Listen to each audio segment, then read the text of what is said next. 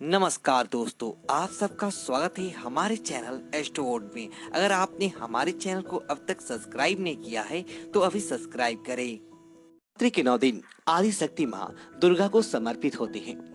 नवरात्रि के 9 दिन माता रानी के 9 अलग अलग स्वरूपों का पूजन किया जाता है। नवरात्रि के 9 दिनों में माता रानी को अलग अलग स्वरूप के हिसाब से अलग अलग पुष्प अलग अलग भोग अर्पित किए जाते हैं। देवी भागवत पुराण के अनुसार नवरात्रि के पावन पर्व पर माता रानी अपने भक्तों के घर में विराजमान रहती है। ऐसे में हम सभी कोशिश करते हैं कि माता रानी को प्रसन्न कर उनकी कृपा प्राप्त कर सकें। माता रानी की कृपा प्राप्त करने के लिए नवरात्रि के 9 दिनों में कलश स्थापना करते हैं, माता रानी की चौकी की स्थापना करते हैं, अखंड ज्योति जलाते हैं, दुर्गा सप्तशती का पाठ करते हैं और व्रत और पूजन करते हैं। सभी भक्त माता रानी की कृपा प्राप्त करने के लिए अलग अलग उपाय करते हैं। माता रानी को प्रसन्न करने के लिए अलग अलग वस्तुएं अर्पित करते हैं। लेकिन क्या आप जानते हैं, कुछ ऐसी वस्तुएं हैं जिन्हें नवरात्रि के दौरान भूलकर भी माता रानी को अर्पित नहीं करनी चाहिए।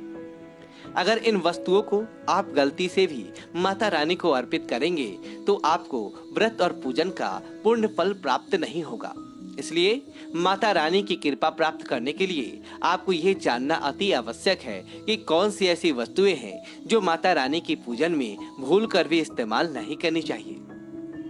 लेकिन दोस्तों, उससे पहले आपसे रिक्वेस्ट करते हैं कि वीडियो को लाइक जरूर कीजिएगा, दोस्तों को शेयर कर दीजिएगा और अगर आपने चैनल को सब्सक्राइब नहीं किया है तो चैनल को सब्सक्राइब करके बेल आइकन जरूर दबाइएगा। सबसे पहली वस्तु है नारियल। हिंदू धर्म में नारियल को समृद्धि, धन, शुभता और सम्मान का सूचक माना जाता है। नारियल को श्रीफल भी कहा जाता है। नारियल को सुख समृद्धि में बुद्धि करने वाला माना जाता है। नारियल का हर मांगलिक कार्य में विशेष महत्व होता है। जैसा कि आप सभी जानते हैं कि माता रानी के कई मंदिरों में नारियल से बनी बनी जाती है और माता रानी की पूजन में नारियल का इस्तेमाल हम सभी करते हैं। खासकर कलश की स्थापना नारियल रखकर ही किया जाता है। माता रानी की पूजन में हम नारियल इस्तेमाल करते समय कुछ गलतियां कर बैठते हैं। दोस्तों, नारियल कई प्रकार के होते हैं। एक हरा नारियल होता है जिसे नारियल पानी पिया जाता है। एक होता है सूखा जटा वाला नारियल जिसके अंदर पानी नहीं होता। एक होता है जिस नारियल के अंदर पानी होता है और उस पे जटाएं भी होती है। और एक नारियल होता है जो बिल्कुल सूख जाता है, जिसमें जटाएं भी नहीं होती, जिसे गोला कहा जाता है। इसलिए ये जानना आवश्यक है कि माता रानी की पूजन में किस तरह का नारियल इस्तेमाल करें और कैसे इस्तेमाल करें। माता रानी की पूजन में सदैव पानी वाला और जटा वाला नारियल ही इस्तेमाल करें। नारियल पूर्ण होना चाहिए, यानी कि नारियल चटका हुआ या टूटा हुआ नहीं होना चाहिए, क्योंकि पूर्ण नारियल ही पूर्णता का और पवित्रता का प्रतीक होता है।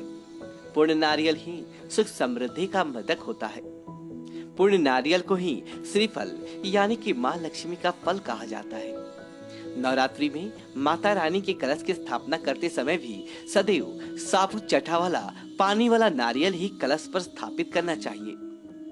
साथ ही ये ध्यान रखना चाहिए कि माता रानी के कलश की जब आप स्थापना करते हैं तो नारियल को सदैव कलश के ऊपर लेटाकर रखें। माता रानी के घटक स्थापना करते समय कभी भी नारियल को खड़ा करके नहीं रखा जाता।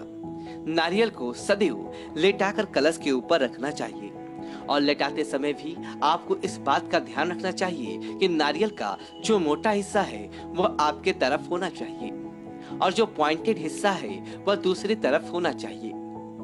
साथ ही नारियल को स्थापित करते समय आप नारियल को लाल कपड़े में लपेटकर उस पे मौली 3 बार लपेटें और फिर लाल चुनरी ओढ़ाकर ही आप नारियल को घट के ऊपर स्थापित करें। शास्त्रों के अनुसार कलश के ऊपर जब सही तरीके से नारियल रखा जाता है, सही प्रकार का नारियल रखा जाता है, तभी व्रत और पूजन का पूर्ण फल प्राप्त होता है। ये भी ध्यान रखें कि महिलाएं माता रानी को नारियल अर्पित तो करें, लेकिन कभी भी माता रानी के सामने नारियल को तोड़े नहीं, क्योंकि नारियल बीज रूप होता है और स्त्रियां बीज रूप से ही शिशु को जन्म देती है। इसलिए कभी भी महिलाओं को नारियल को नहीं तोड़ना चाहिए। अगर आपको ऋण संबंधित समस्या है, आप पर बहुत सारा कर्जा है, तो आप चमेली के तेल में सिंदूर मिलाकर उससे नारियल पर एक स्वास्तिक का चिन्ह बनाएं। अब इस नारियल को आप माता रानी के चरणों में अर्पित करें। फिर नवरात्रि के मंगलवार या शनिवार के दिन इसे ले जाकर आप हनुमान जी के चरणों में अर्पित कराएं। ऐसा करने से ऋण उतर जाता है और तत्काल लाभ होता है। धन संबंधित समस्याओं को दूर करने के लिए आप कुमकुम से नारियल पर स्वास्तिक बनाकर इस नारियल को माता रानी के चरणों में अर्पित करें। नवरात्रि में माता रानी के चरणों में इस नारियल को रखा रहने दें और नवरात्रि खत्म होने के बाद आप इस नारियल को अपने धन रखने के स्थान पर रख दें। ऐसा करने से आर्थिक संकट दूर होता है और धन का लाभ होता है। मनोकामना पूर्ण करने के लिए आप एक नारियल को लाल सूती कपड़े में लपेटकर माता रानी के चरणों में अर्पित करें और माता रानी से मनोकामना पूर्ण करने की प्रार्थना करें। फिर नवरात्रि के आखिरी दिन में आप इस नारियल को ले जाकर किसी शुद्ध बहते जल के स्रोत में यानी कि किसी नदी या नहर में बहा दें। ऐसा करने से माता रानी की कृपा से मनोकामना जल्दी पूर्ण हो जाती है। नारियल के बाद दूसरी वस्तु है लौंग। लौंग का हम सभी माता रानी के पूजन में इस्तेमाल करते हैं, लेकिन लौंग का इस्तेमाल करते समय एक बहुत बड़ी गलती कर बैठते हैं। हमेशा ध्यान रखना चाहिए कि माता रानी को सदैव फूल वाली लौंग ही अर्पित करें। जिस लौंग के ऊपर फूल नहीं हो या फिर जिस लौंग के पीछे लकड़ी की डंटी लगी हो, उसका आप माता रानी के पूजन में भूल कर भी इस्तेमाल ना करें। फूल वाले लौंग को ही पुण्य माना जाता है और माता रानी की पूजन में कोई भी अपूर्ण वस्तु, कोई भी खराब वस्तु इस्तेमाल नहीं करनी चाहिए। इसलिए सदैव माता रानी की पूजन में फूल वाले लौंग का इस्तेमाल करें। नवरात्रि के दौरान अगर आप नौ दुर्गा माँ को अलग अलग दिन के हिसाब से भोग नहीं लगा सकते, तो आप रोजाना एक पान का पत्ता और 2 साबुत फूल वाली लौंग माता रानी को अवश्य चढ़ाएं।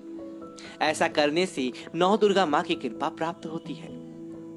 टूटे हुए लौंग के अलावा माता रानी को कभी भी तुलसी के पत्ते अर्पित नहीं करने चाहिए। माँ दुर्गा की पूजन में तुलसी पत्र का इस्तेमाल करना वर्जित माना जाता है।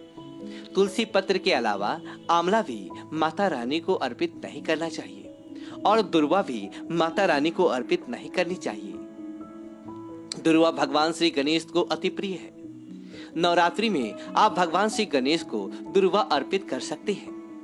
भगवान विष्णु जी को तुलसी के पत्ते अवश्य अर्पित कर सकते हैं, लेकिन माता रानी को भूलकर भी तुलसी के पत्ते या दुर्वा अर्पित ना करें। मंदा या आपके फूल भी आप माता रानी को अर्पित ना करें।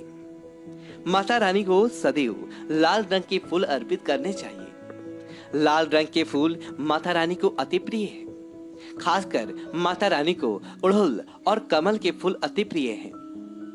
शास्त्रों में बताया गया है कि घर में माता रानी की 2 या 3 मूर्तियां या फोटो नहीं होनी चाहिए।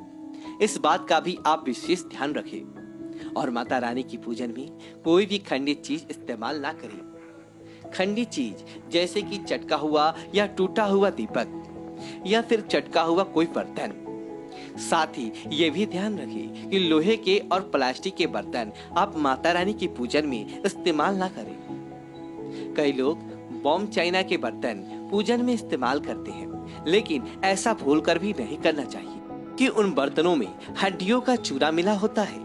तो ऐसे बर्तनों को भी माता रानी की पूजन से सदैव दूर रखें। साथ ही यह भी ध्यान रखें कि माता रानी को कभी भी अपवित्र स्थल पर उत्पन्न किए हुए और अनखिले पुष्प यानी कि कलियां अर्पित ना करें।